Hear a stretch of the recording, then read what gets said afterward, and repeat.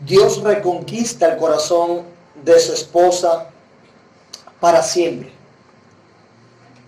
Dios reconquista el corazón de su esposa para siempre. La seducción divina.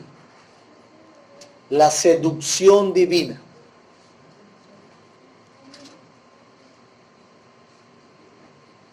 La mejor historia de amor no fuese la mejor si no tuviese consigo un cónyuge entregado sin medida, dispuesto, resuelto en hacer todo lo necesario, dispuesto a dar la mayor muestra de amor ante un fondo desalentador, donde toda la esperanza se ha perdido y donde parece no haber vuelta atrás.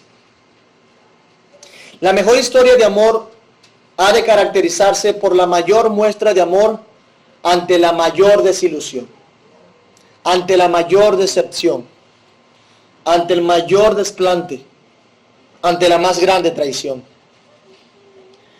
En ese telón es que ha de brillar una historia de amor que vale la pena ser recordada y tomada como ejemplo. El buen creador del universo tiene el mayor de los premios en esto. Sin duda alguna, el creador del universo ha sido el más destacado y nunca habrá un amante como él. Él se destaca por una ternura incomparable ante una insensatez tan despreciable. Pero la diferencia de este protagonista con los que pretenden ser protagonistas ahora es que el amor de este protagonista y sus emociones han sido perfectamente manifestados y excelentemente armonizados en su historia de amor. Su santidad, su justicia y su amor han sido desplegados de manera espectacular y sin errores en la relación que entabló con su esposa, con su pueblo. Algunos, en nuestros ánimos de amar, lo que hacemos es amarnos a nosotros mismos queriendo amar al otro. Decimos que amamos al otro, pero nos amamos a nosotros mismos. No ha sido nuestro amor puro. No ha sido nuestro amor un amor que busque sin reservas el bien del otro.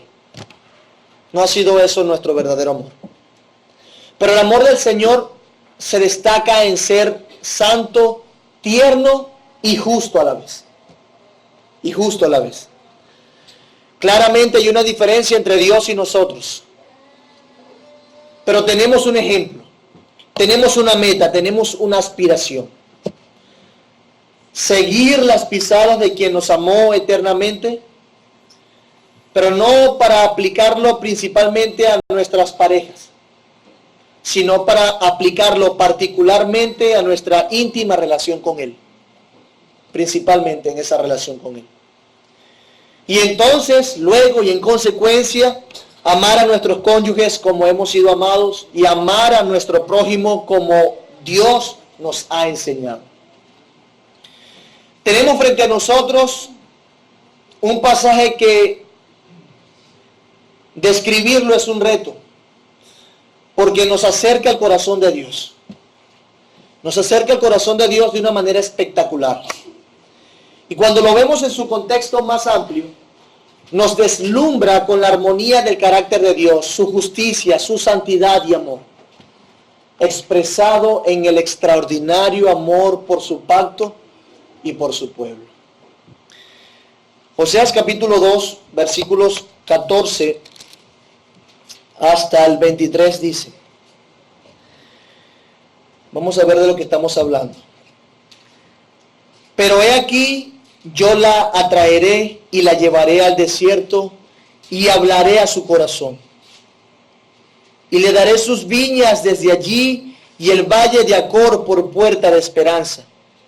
Y allí cantará como en los tiempos de su juventud y como en el día de su subida de la tierra de Egipto. En aquel tiempo, dice Jehová, me llamará Ishi, y nunca más me llamarás Baali, porque quitaré de su boca los nombres de los Baales y nunca más se mencionarán sus nombres. En aquel tiempo haré para ti pacto con las bestias del campo, con las aves del cielo y con las serpientes de la tierra. Y quitaré de la tierra arco y espada y guerra, y te haré dormir segura. Y te desposaré conmigo para siempre. Te desposaré conmigo en justicia, juicio, benignidad y misericordia. Y te desposaré conmigo en fidelidad, y conocerás a Jehová. En aquel tiempo responderé, dice Jehová, yo responderé a los cielos, y ellos responderán a la tierra. Y la tierra responderá al trigo, y el vino al aceite, y ellos responderán a Jezreel. Y la sembraré para mí en la tierra, y tendré misericordia de Lo Ruama, y diré a Lo Ammi, tú eres pueblo mío, y él dirá, Dios mío. Hemos visto la indignación de Dios por la insensatez de Israel, ¿recuerdan? Aproximadamente 4 sermones para ver esa indignación de Dios por la insensatez de Israel. Hemos visto a un Dios airado e indignado por el pecado descabellado de aquel pueblo a quien amó, a quien cuidó, preservó, sustentó y prosperó. Dios ha mostrado su fidelidad, su misericordia, su amor, mientras que el pueblo respondía con deslealtad, insensatez y desprecio. Por eso es que el pueblo cosecha justamente las consecuencias de apartarse de su Hacedor y Redentor. Dios necesariamente mostraría su justicia, su indignación, pues Él no tiene comunión con el pecado y la maldad. Él no tiene comunión con el pecado y la maldad, y Él no tomará por inocente al culpable. Y he allí, Dios castigó con justo juicio a Israel.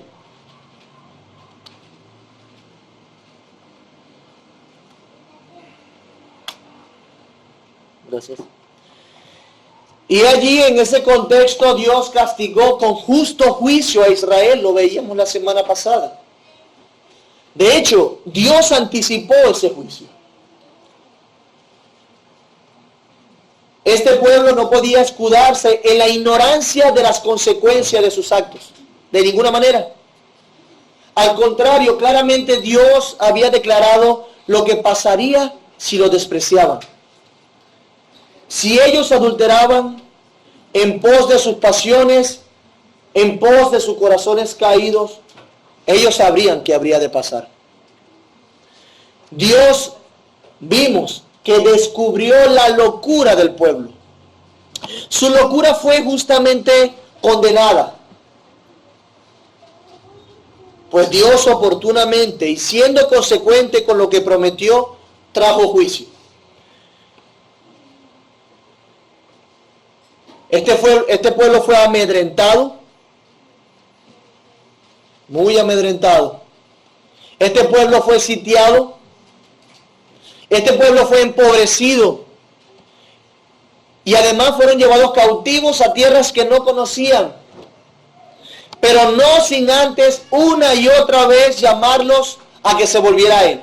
Dios envió a sus profetas a decirle, vuélvete a mí, vuélvete a mí. Pero no se volvieron y cosecharon todo esto.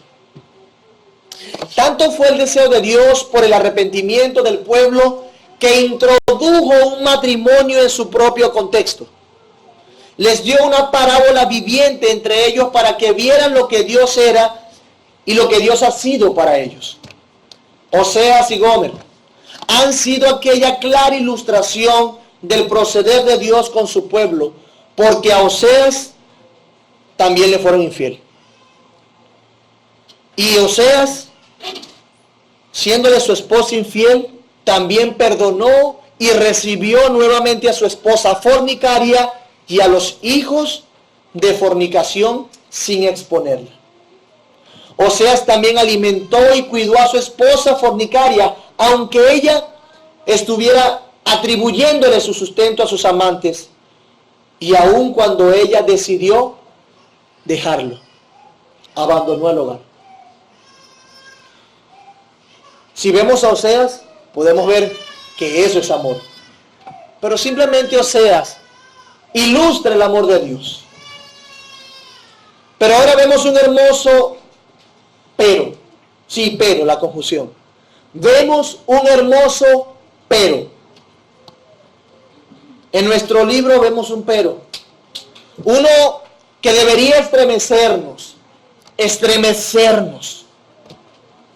Pero no por expectativas de juicio, sino por expectativas de restauración y de misericordia.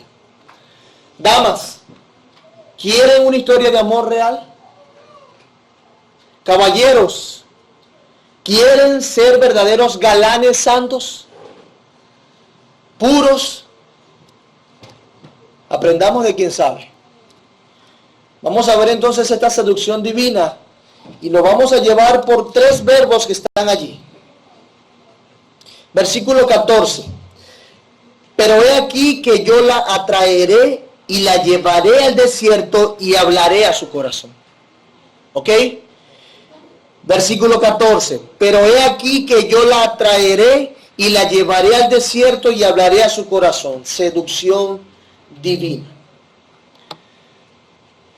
Podemos comenzar por ver qué es seducir, porque en nuestro contexto puede ser una palabra problemática.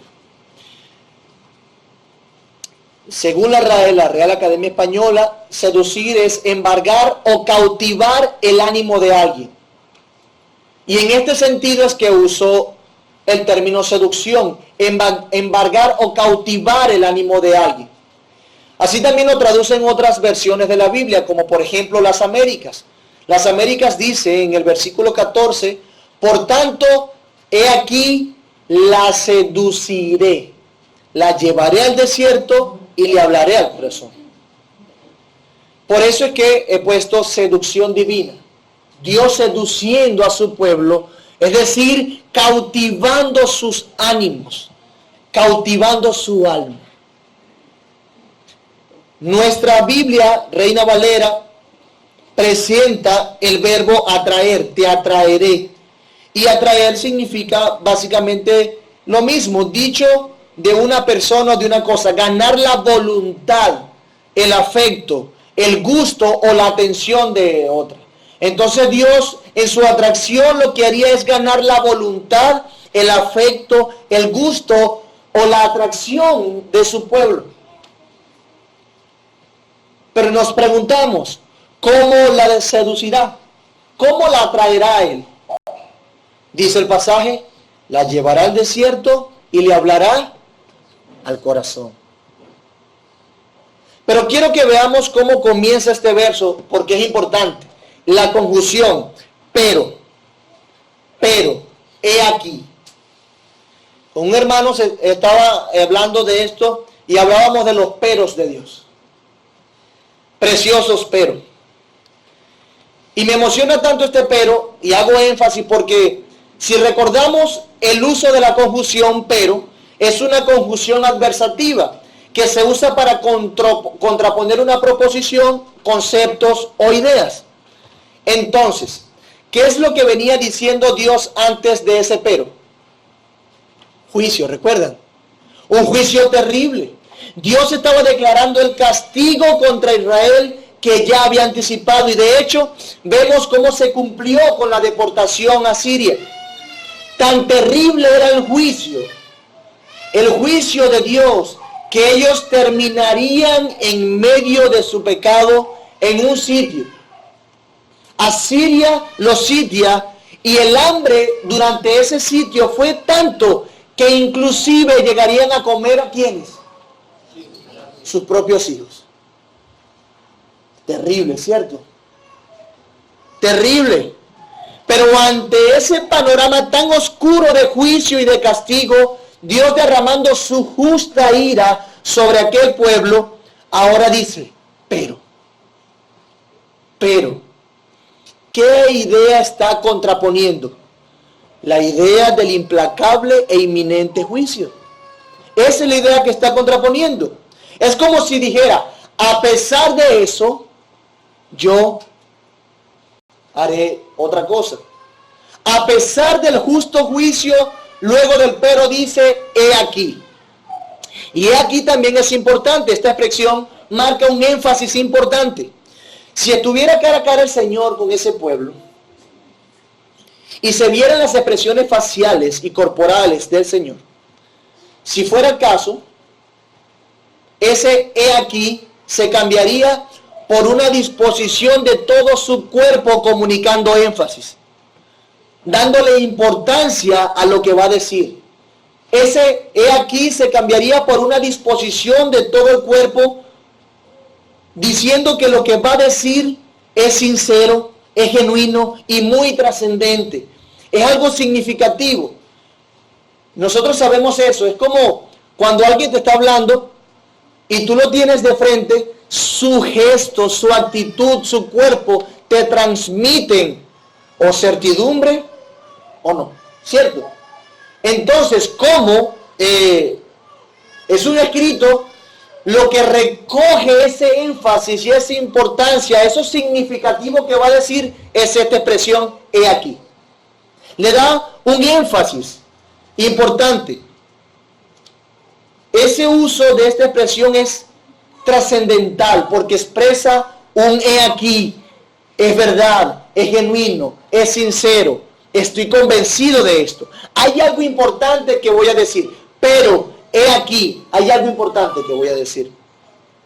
Entonces, contrapone la idea del juicio, no para omitirla, sino para decir que a pesar de su justo castigo, y aquí viene lo importante, hay algo también muy importante y sumamente significativo que decir. Que yo la traeré y la llevaré al desierto y hablaré a su corazón. En otras palabras, les estoy diciendo que ese versículo es sumamente importante y lo marca la importancia esta expresión, pero he aquí, a manera de introducir lo que ahora va a decir. Mi amado hermano, mi amada hermana, Dios habría personalmente, de frente y sin escrúpulos, Él habría de conquistarlos nuevamente. Conquistarlos. Y digo nuevamente porque sabemos que ellos fueron conquistados por el Señor cuando los sacó de Egipto. Ellos cantaron y se alegraron genuinamente en el Señor. Dios los cautivó con lo que hizo por ellos. Y en ese amplio contexto de la primera vez que Dios los cautiva es que se establece el pacto mosaico con sus regulaciones, pacto que era condicionado a la obediencia y en donde se fundamenta el juicio que ya hemos visto anteriormente. Pero ahora Dios la atraerá nuevamente e incondicionalmente. Dios la atraerá, los atraerá, sí, incondicionalmente. Él atraería a esta gente personalmente e íntimamente le hablará. No habrá otro que le enseñe, no habrá otro que les persuada, no habrá otro que le hable al corazón. Él mismo le enseñará y hablará al corazón de su pueblo. Él mismo. Él habría de seducirlos, de embargar, de cautivar sus ánimos, de conquistar sus almas, de modo que no tendrán otra opción que caer genuinamente enamorados ante su amante esposo. Eso es lo que Dios hará. Lo que tenemos aquí frente a nosotros es un lenguaje de un hombre reconquistando a su mujer. Así es. Y dice, la llevará al desierto. Él la llevará al desierto. ¿Pero qué significa esta expresión? Algunos usan diferentes métodos para atraer así a las damas. La llevan al cine, le compran un ramo de flores, la tratan con mucha ternura, le llevan, no. Pero algunos, llevarlas al desierto. ¿Cómo atraigo yo llevarla al desierto? Como que no es una buena técnica, ¿verdad? No es una buena táctica tampoco. Al menos que, bueno, la lleven por un tour al desierto del Kilimanjaro, a un safari, o al qué sé yo, allá al otro desierto de Egipto, no sé, algo bueno por allá en el Sahara. Pero la verdad es que en este caso, de llevarla a un desierto, no es una buena opción, ni tiene nada de seductor. No obstante, en los términos en los que habla el Señor, es, en su contexto, altamente persuasivo para este pueblo. Dios conoce cómo enamorarla, cómo enamorar a su pueblo. La época del desierto de Israel, es decir, cuando estuvo en el desierto, es una época bien interesante, porque para algunos solamente es una época de dificultad, sed, hambre, caminar y caminar. Sin embargo, no podemos perder de vista que en el desierto la presencia de Dios se manifestó contundentemente entre ellos. La presencia de Dios se manifestó entre ellos y su paso por el desierto los llevó a tener o a estar persuadidos constantemente de que Dios era su ayudador. El hecho de que ellos pasaran tanto tiempo en el desierto y Dios con ellos los llevó a estar persuadidos constantemente de que Dios era el que le proveía, de que Él era su verdadero y único Dios. De hecho, un comentarista lo dice así: la vida sencilla de Israel en las peregrinaciones por las estepas del Sinaí eran nostálgicamente recordada por los profetas como la época ideal de la historia de Israel. Pues en el desierto, Israel, totalmente impotente, vivía de la providencia especialísima de su Dios. Cuando se constituyó en nación en Canaán, Israel se creyó fuerte para prescindir de su Dios. Y he allí su trágica historia, dice él. O sea, que llevarla al desierto en este punto de nuestro pasaje era parte de su seducción, haciéndole ver que él sería por siempre su amante y protector esposo. Llevarla al desierto era un tiempo para que ella reflexionara en sus caminos y hacerle ver el extraordinario amor con que Dios les amaba. Mientras esté en el desierto de la aflicción, las palabras de su Señor sonarían más dulces que nunca.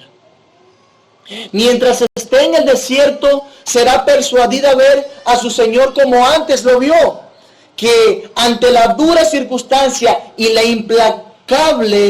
implacable que era el desierto, una nube le refrescaba y una columna de humo o de fuego les calentaba.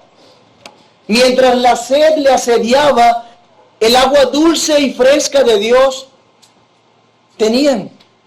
Mientras no había tierras para cultivar, el Señor le daba pan y carne sin trabajar. Era Dios cuidándolos perfectamente en todos los sentidos para que ellos estuvieran bien. Era Dios y ellos solos en el desierto. No tenían a otro quien ver. Además, en la cultura antigua, en las fiestas de bodas, el novio dirigía a su novia y un grupo le seguía cantando hasta salir al campo, que son tierras desérticas. Luego volvían a la casa del padre del novio, allí dejados solos para que con solemnidad inaugurar su matrimonio. Entonces Dios lo que le está diciendo es: yo te quiero llevar al desierto con todos los propósitos que mencionamos antes, y además estaba incluyéndose en un ritual de fiesta de matrimonio. Te llevaré al desierto para luego llevarte a mi aposento y hacerte mío. Vemos que sí es hermoso y seductor que Dios lo lleve al desierto. Dios seduciendo a su pueblo a través de esto. Ahora, mientras le lleva al desierto, le habla al corazón. Mientras le lleva al desierto, le habla el corazón. Así como un hombre de manera acertada y tierna llega con palabras oportunas al corazón de su amada. Sí. Y dice el pasaje, y ahora les hablaré al corazón. Les hablaré al corazón. Nuevamente vemos que es Dios quien habla. No usa un papelito, para lo que usaban papelito. No es una carta, no es una nota de voz, no es un video, mensaje de Telegram. Dios no usaría un chaperón o alguien que le hiciera la segunda. No. Dios mismo hablaría al corazón de ella.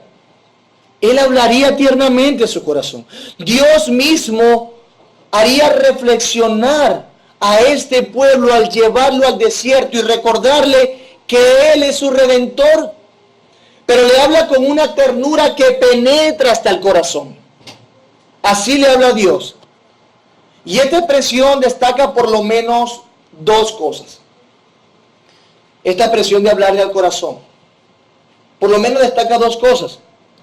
Una es el delicado y compasivo hablar de Dios al corazón del pueblo que ama.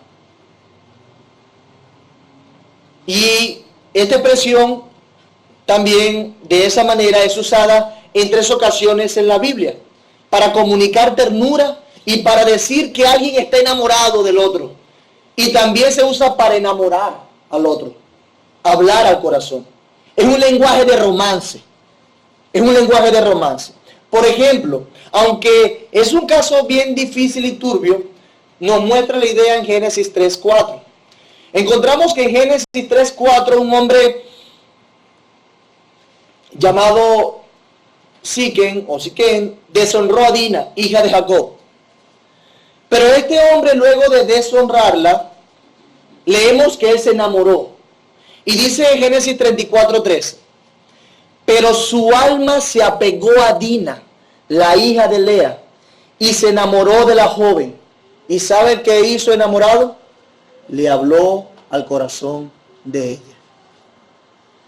Aunque él había pecado deshonrándola, es decir, intimando con ella antes del matrimonio y sin las costumbres propias de la época, él se enamoró y habló al corazón de ella. Y ya no quería apartarse de Dina. Pero también aparece en Jueces 19 esta expresión, y es otra historia triste. Leemos que un levita fue a buscar a su concubina que se había escapado y estaba con su padre. Y la buena pregunta es ¿por qué esa concubina se le escapó al levita? Bueno, precisamente porque esa concubina le fue infiel y se fue. Y pasado 4 meses ocurrió lo siguiente. Jueces 19, 2 y 3. Y su concubina le fue infiel y se fue de él a la casa de su padre, a Belén de Judá, y estuvo allí durante 4 meses. Y se levantó su marido y la siguió para hablarle amorosamente y hacerla volver. El levita, ¿para qué se levantó? ¿Para qué la siguió? Para hablarle amorosamente y hacerla volver, aunque ella pecó contra él y se fue. Para hablarle amorosamente y hacerla volver. Es triste esta historia y muy trágica, porque si ustedes siguen leyendo, terrible lo que pasa. Pero la intención del levita era hablarle al corazón.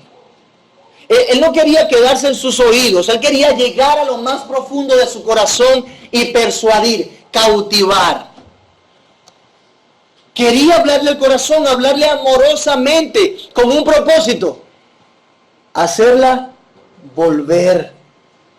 Para decirle que volviera a él. Vengo para hablar contigo para que vuelvas a mí. Wow. Pero también lo vemos en las palabras del destacado Boaz. Boaz y Ruth. Ruth 2, 11 al 13 dice: y respondiendo Boaz le dijo: he sabido todo lo que has hecho con tu suegra después de la muerte de tu marido, y que dejando a tu padre y a tu madre y la tierra donde naciste, Has venido a un pueblo que no conociste antes. Y dice vos a Ruth: Jehová recompense tu obra y tu remuneración sea cumplida de parte de Jehová, Dios de Israel, bajo cuyas alas has venido a refugiarte. Y ella dijo, escuche lo que dijo ella: Señor mío,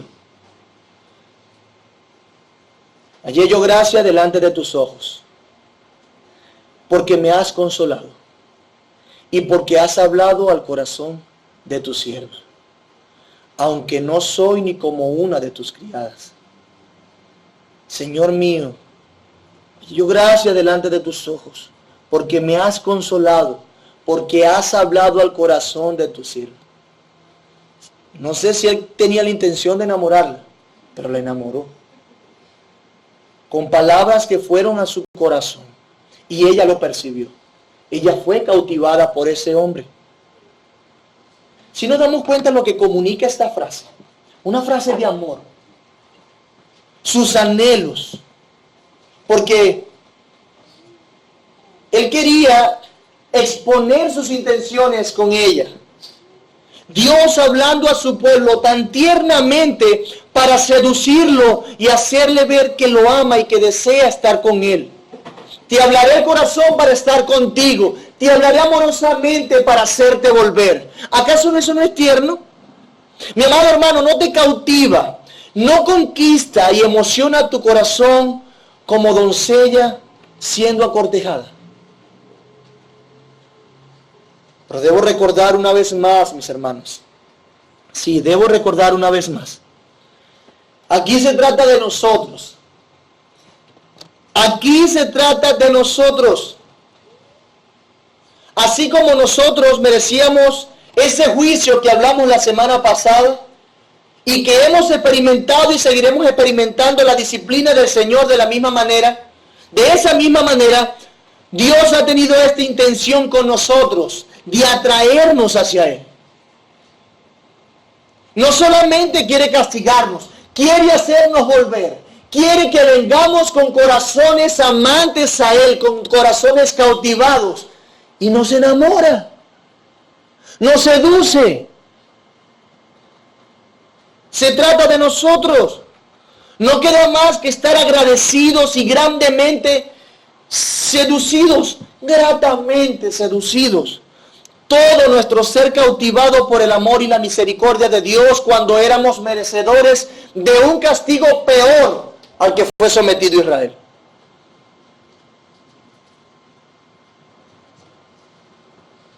Esto es hermoso. Por eso debo decir también que esa expresión unida con el contexto general de nuestro pasaje anticipa algo hermoso, que es la otra cosa que comunica. Anticipa el nuevo pacto que Dios habría de hacer con ellos. Pacto incondicional y profundamente íntimo y personal. Y de esta manera tiene que ver mucho más con nosotros. Mucho más con nosotros si hablamos del nuevo pacto. Porque nosotros somos recipientes y estamos involucrados en ese pacto. Quizás no estábamos involucrados en el pacto como Israel lo tuvo como nación en el Sinaí, es verdad, pero el nuevo pacto es nuestro. Hablaré al corazón de ella. Dice el comentario de la Biblia de Estudio Reformada: después de haber conseguido su atención a través del aislamiento y el empobrecimiento, Dios los atraería irresistiblemente a una relación renovada de manera que lo conocieran verdaderamente. Parecía que Israel se había alejado tanto de Dios que la restauración era imposible. Pero la gracia es mayor que el pecado y van tan lejos como la intención de Dios de mantener su pacto. Lo que Oseas describe, dice él, corresponde al nuevo pacto de Jeremías. El acento se pone en un pacto espiritual inquebrantable.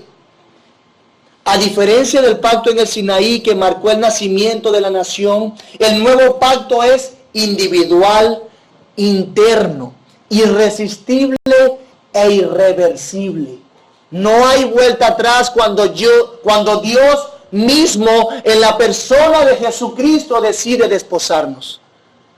Y eso es amor, eso es ternura, eso es algo fabuloso, mi amado hermano.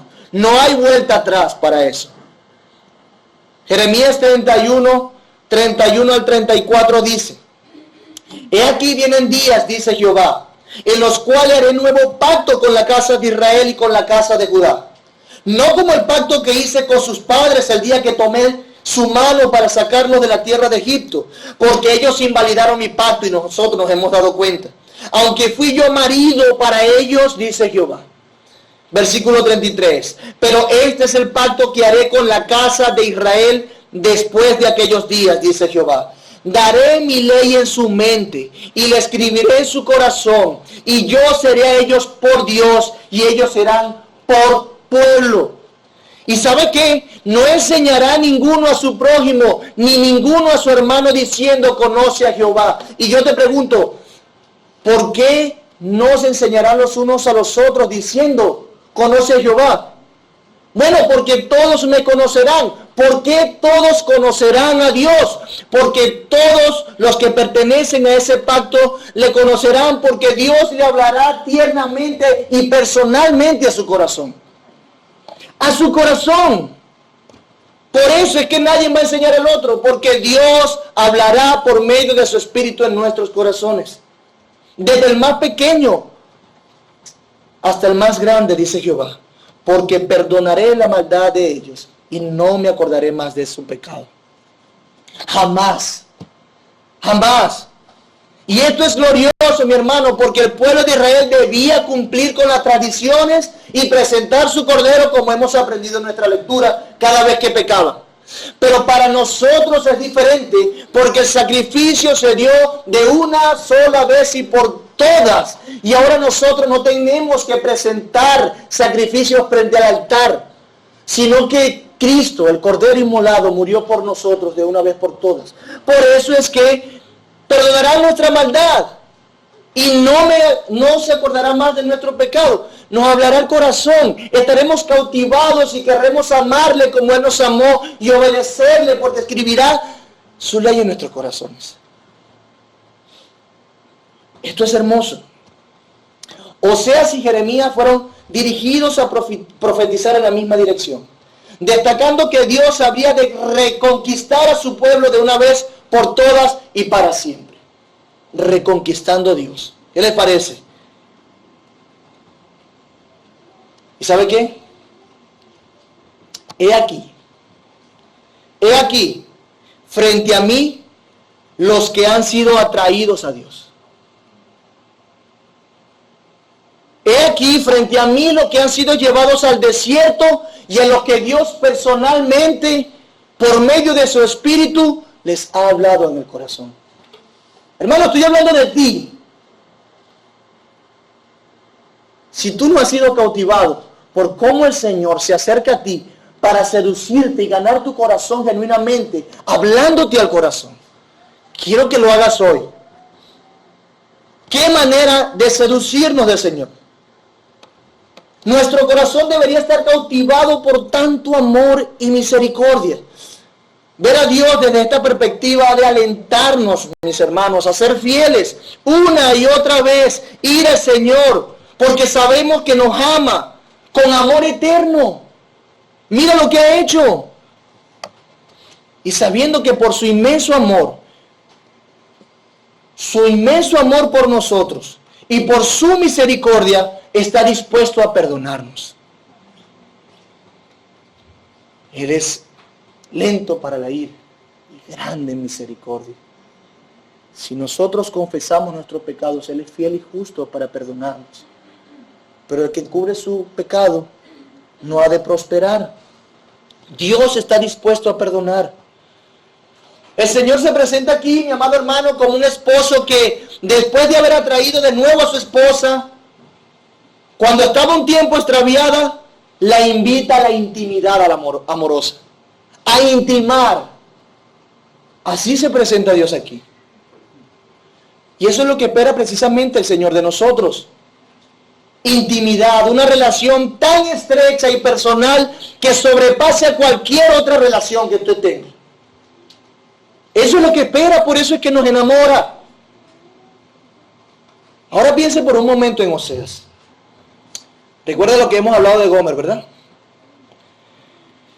En este punto ella está con sus amantes, embelesada con ellos, pero piensa en Oseas precisamente haciendo esto. Mientras más lejos estuvo su esposa, Oseas, cual esposo fiel, fue a reconquistarla. ¿Qué está pasando con esto, verdad? Es como una locura. ¿Cómo pueden ser tan gafos en hacer eso? Con tanta infidelidad, diciendo y yendo atrás de su esposa, déjala ir. No te quiere, no te ama, déjala en paz. ¿Qué gafos son? Sí, mi hermano. Yo quiero decirte que Oseas solamente está imitando a Dios. Y Dios no tiene nada de gafo. Y Oseas está imitando a Dios así como nosotros hemos de imitar a Dios con nuestros cónyuges. Oseas está haciendo lo que Dios haría. Y Oseas está haciendo lo que Dios le mandó a hacer. Dios le mandó a hacer eso. Y tú, mi amado hermano, lo estás haciendo. ¿Estarías dispuesto tú a hacerlo? Aprendíamos la justificación. La fe sin obras es muerte. ¿Cómo expresas tú el amor que Dios ha tenido por ti? Que hizo todo esto por ti. Y que te lo hizo a ti. Por eso es que tú estás hoy aquí. ¿Cómo tú expresas eso a tu cónyuge? A tu hermano. ¿Amas tú como has sido amado? Pero piensa en Cristo por un momento. Piensa como Él vino literalmente para reconquistar un pueblo.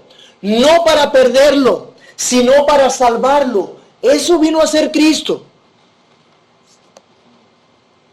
Cristo ante la cruz misma, Él crucificado allá, Él ante el más grande desprecio, siendo asesinado por los que Él precisamente vino a salvar, dijo: Señor, perdona a los que no saben lo que hacen. Estando sufriendo la maldad de aquellos perversos hombres.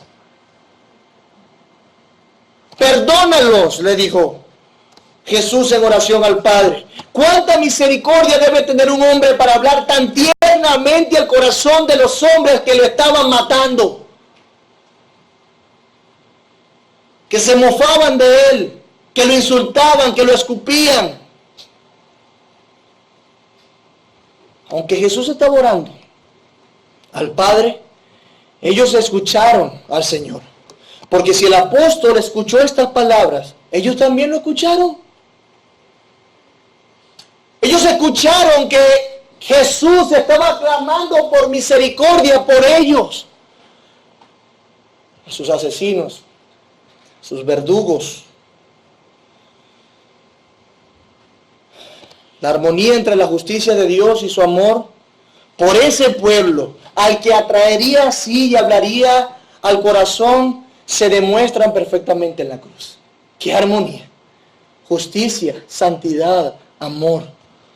Juicio más amor es igual a la cruz de Cristo, que a su vez es igual a la redención de pecadores. Amado hermano, Jesús es aquel que vino a nuestro desierto de este mundo, para luego llevarnos a gloria en unión eterna, a las moradas junto al Padre. Juan 14 dice: en la casa de mi Padre hay muchas moradas, voy a preparar lugar para vosotros. Créeme que lo ha hecho y lo está haciendo. Y quiero recordar las palabras de Ruth, que ella le dijo cuando vos le habló al corazón. Ella dijo: Señor mío, halle yo gracia delante de tus ojos, porque me has consolado y porque has hablado al corazón de tu sierva, aunque no soy ni como una de tus criadas. Humildad, ¿verdad? Reconociendo que ella no se merecía nada de lo que él le había dicho. Yo ni siquiera soy como tu criada si tú me has hablado así. Hallé gracia delante de tus ojos. ¿Cómo nosotros podemos enorgullecernos? En Ruth inclusive tenemos ejemplo de humildad, de sensibilidad para también decir, Señor, cuánta gracia he hallado a tus ojos. Has hablado a mi corazón cuando yo no soy ni siquiera como ninguno de tus siervos. Esa es la actitud que deberíamos tener. Con esa misma actitud deberíamos recibir estas palabras. El Señor hablando en nuestro corazón para hacernos volver a Él. Para hacernos volver al Dios que hemos menospreciado. Al Dios que hemos olvidado. Pero Dios va cual hombre que está dispuesto a traer a su pueblo. Va tras su pueblo y lo atrae así. Determinado a amar, a conquistar, a seducir, a hablar al corazón. Él va y lo hace. Dios conquistando a su pueblo extraviado, hablando a su corazón. Luego de todo lo que ellos han hecho, de cómo han servido a dioses falsos y se han vendido para hacer lo malo, el Dios fiel muestra compasión y misericordia. Y créeme que el día de hoy sigue siendo así. Y sigue siendo así la realidad de este incansable amor de Dios. Dios con su incansable amor debe quebrantar a los suyos que se han apartado. Sí.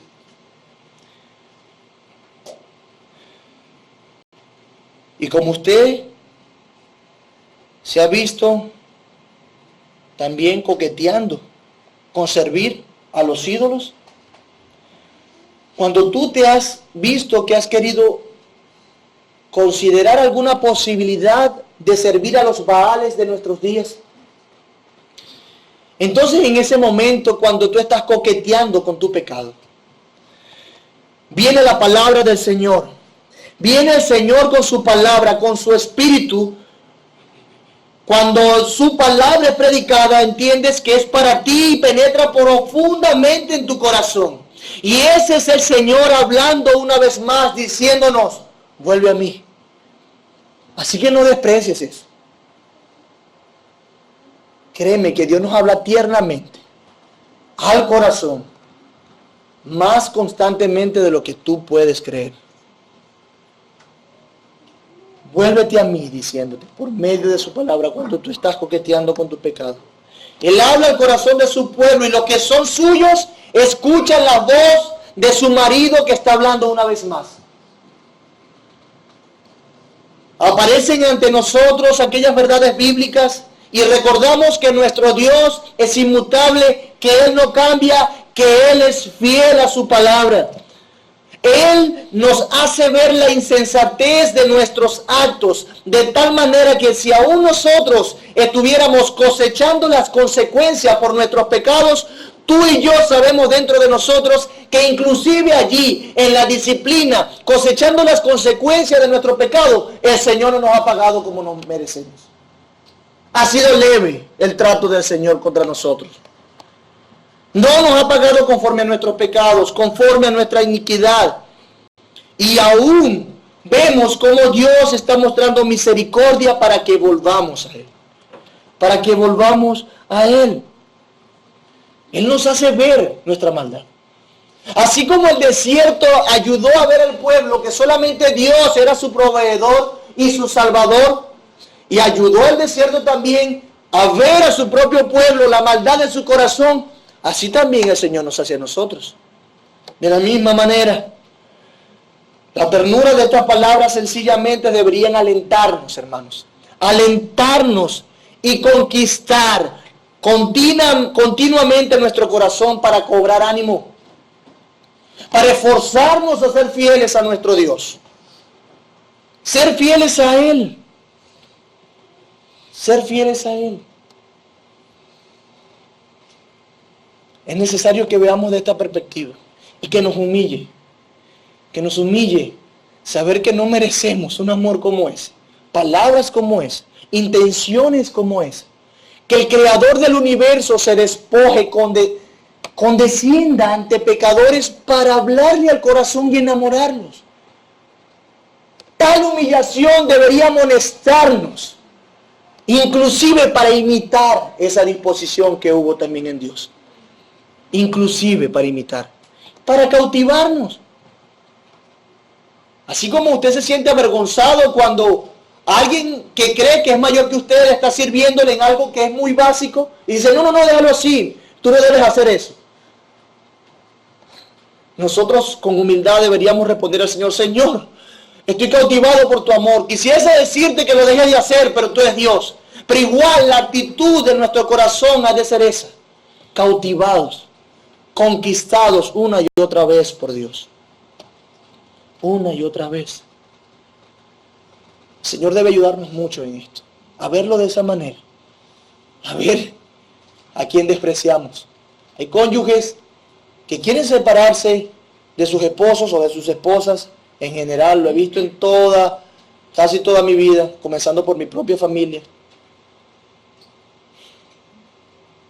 Y dicen que no pueden dejarlo por bueno. No lo puedo dejar por bueno. Y tenemos como algo de compasión por esa persona.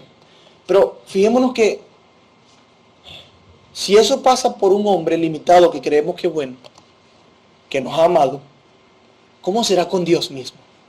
Ahora piensen en Dios. ¿Cómo tú despreciarlo? ¿Cómo tú deshonrarle? Serle infiel cuando sabes que Él te ha amado tanto y se ha acercado a ti de esa manera. Y que estás donde estás es porque Él ha hablado a tu corazón.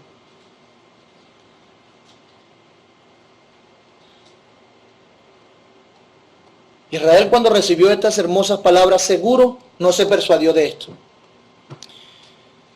Y tú, mi amado amigo, que me escuchas, seguramente no entiendes cómo el Señor está hablando y cómo podría estar hablándote hoy. Tiernamente tu corazón. Mi amado amigo, ¿no te das cuenta que Dios ha mostrado hasta ahora su inmensa misericordia contigo? Pues por mucho que has pasado y seguramente dice que has sufrido en esta vida, Dios no te ha pagado, mi amado amigo, conforme a tus pecados. No has sido consumido aún por su justa ira, pero pasará si no te arrepientes. Amado amigo, aprovecha la misericordia de Dios y que hoy tiernamente te ha hablado el corazón. Y ven a Cristo y déjate cautivar, reconcíliate con Dios por medio de Jesús. De lo contrario, perecerás eternamente. Vas a perecer. Vas a perecer. Ve a Cristo. Ve a Dios lo que ha estado haciendo. Y cómo está hablando, y hablando, y hablando. No desprecies más. Vas a perecer. Dijo Jeremías en el capítulo 3 lo siguiente. Convertíos, hijos infieles. Convertíos, hijos infieles. Declara el Señor, porque yo soy vuestro dueño. Hoy se te pide y se te demanda a ti, mi amado hermano, a ti, mi amado amigo, que correspondas a tu dueño, a tu creador, a quien te creó para que le adorases. Y arrepiéntete. Mi amado amigo, Él sabe que eres inconverso, que tú siquiera no quieres ser evangélico. Y a pesar de todo eso, insiste contigo una vez más. Dios insiste contigo una vez más. Porque quiere perdonar. Dios se deleita en perdonar y en salvar. Así que no desprecies a Jesús. Y tú, mi amado hermano, no veas cómo Dios ama. Mejor dicho, no desprecies una vez más, queriendo satisfacer tus pasiones, ese amor que Dios ha expresado en Cristo. Él nos ha amado tiernamente. Pero he aquí que yo la traeré, la seduciré y la llevaré al desierto y hablaré a su corazón. Y queda mucho más que ver para estar más cautivados por el amor de Dios. Vamos a orar. Señor, quiero darte gracias por este buen tiempo, Señor, que nos has dado. Sé que mis palabras se quedan cortas al expresar cómo tú has manifestado tu amor, al expresar tu amor por nosotros. Perdóname, por favor.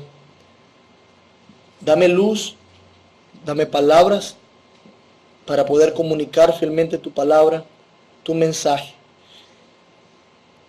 que embargue nuestros corazones, que impacte nuestros corazones como tú quieres que lo haga por medio de tu Espíritu, Señor. Obra en nosotros. Obra, por favor, Señor.